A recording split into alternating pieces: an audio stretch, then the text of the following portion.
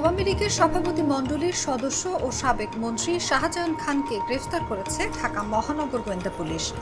বৃহস্পতিবার দিনগত রাতে রাজধানী থেকে তাকে গ্রেফতার করা হয়েছে বলে ডিবির একটি সূত্র নিশ্চিত করেছে। শাহজাহান খান মাদারীপুর ২ আসন থেকে টানা ৮ বার সংসদ সদস্য নির্বাচিত হন। শাহজাহান খান বাংলাদেশ শ্রমিক ফেডারেশনের কার্যকরী সভাপতি।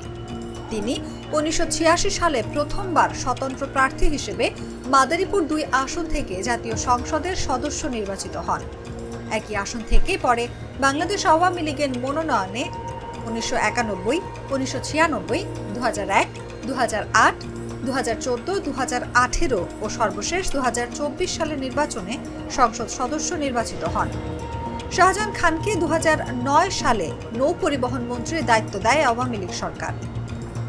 শাহজাহান খান ১৯৫২ সালের ১ জানুয়ারি মাদারীপুরে জন্মগ্রহণ করেন।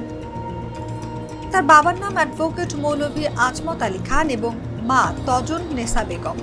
তার বাবা ছিলেন একজন রাজনীতিবিদ, শিক্ষাবিদ, সমাজকর্মী ও জাতীয় সংসদের সদস্য।